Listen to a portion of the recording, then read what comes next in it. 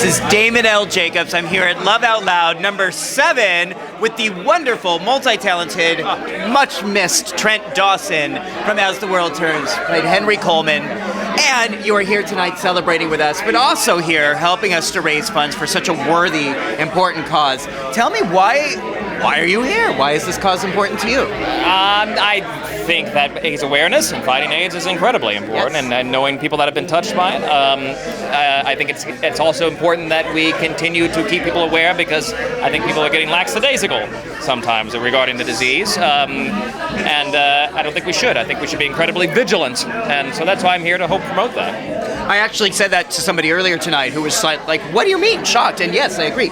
When you say lackadaisical, what do you mean in general? I think I know what you mean, but I just want to, like, from your point of view, what are you seeing out there in terms of people's awareness about HIV/AIDS? I would say that people have gotten less cautious sexually. Yes. And I would say that because there are drugs out there, people don't see the threat as big as it was 15, 20 years ago. I was hitting adolescents when it first came out. It was just called GRID and gay men's disease and this kind of stuff.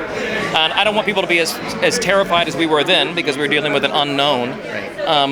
But I think people should be very, very concerned about it. And so that's why situations like this are important. Because even if you get the drugs and stuff here, it's happening all over the world and devastating people in such an extraordinary way where they don't have access to that. So let's just fight it, get rid of it, and support people that have it, you know? Absolutely, and thank you. That's really a big part of what we're doing, is raising money, because we also know now, we always knew, but we understand scientifically that treatment is prevention. Right. That is, someone who is HIV positive and is on treatment and is at a 0 viral level, they will not give HIV to another person. And that is one of the ways that we will see the end of this. The other being what I do is HIV prevention, is the vaccine research, is getting us to find an effective vaccine for people That would be who are amazing. negative.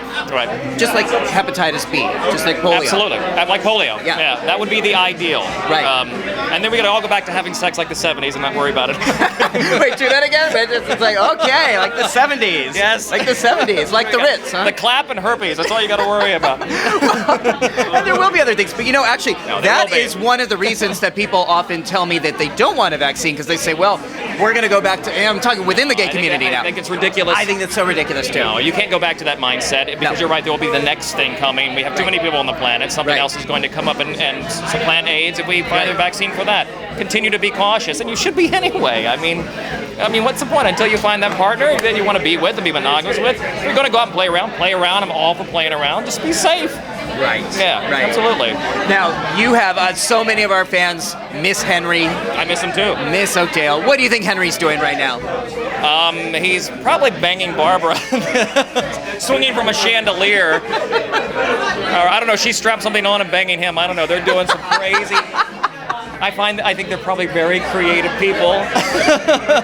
So they're having fun. And I just saw Colleen earlier, and it was great to see her. I think they're probably having a great time. Yeah. Good. Yeah. One of the things we cover a lot on our website, We Love Soaps, is kind of the creative drama that's being done on the internet, the Yeah. indie soaps. Right. I think I've asked you before if this is something you would ever think about doing, or expressing that creativity on the internet. I was just talking to, what's her name from Guiding Light? Tina Sloan? I think so. Huh? Yes. Regarding this, because there's Empire, and I think she's on She's on Venice, she's on Venice. Empire. Yeah. And I'm just now becoming familiar with those, so I would be interested. I just don't know enough about them yet. But yeah, I mean, they Gotta check also, it out. there's an endorsement from my colleagues that have done it that it's a lot of fun. Yes. So, Yes. and you get to see the people you worked with, and You get to play, and you don't deal with network censorship. yeah. So shows like Venice and Empire can take on issues about sexual expression, and they can even use profanity, and they can even... And so it's like cable. That's awesome. It's like Showtime. Yeah. I love it. Yeah. So tell me what else, for fans of yours. Yeah. What you said Homeland is Homeland. been a I did project, Homeland. yeah. I appeared in the end of last season, and they're still writing right now. They start shooting this summer. I hope to be a part, but they're not letting anybody know. It's the same people that did 24, so they're very quiet about their very clandestine. I'm going to be in Men in Black 3. Apparently, they didn't cut me. They invited me to the premiere, so I'm in that. That happens next week. Wow. Tell me about Men in Black 3. Men in Black 3, I play an agent. I have a couple of scenes with Emma Thompson, and I'll tell you, you'll be the first to know. I'll break the story with you. I had absolute stage fright with her, and I did not realize it was going to happen because she's been an idol of mine since she was like Lady Catherine and Henry V in like the late 80s. And I thought I'd be fine, and then I had to do these scenes with her, and I got dry mouth, and I couldn't speak. And I thought, God, finally get to meet this woman. I'm like the worst actor on the planet. But hopefully, I think that with the special effects crew, they'll make me look good and interesting in some kind of way. Because I'm sort of nervous to see what came out. I cannot imagine you tongue-tied and I couldn't either. It was like a shock to me. It was like having a seizure. But she was so marvelous and wonderful, and I was this close to Emma Thompson, and I actually just really admire the crap out of her, and really adore her. And she was everything I hoped she would be. And so I was nervous as all get out.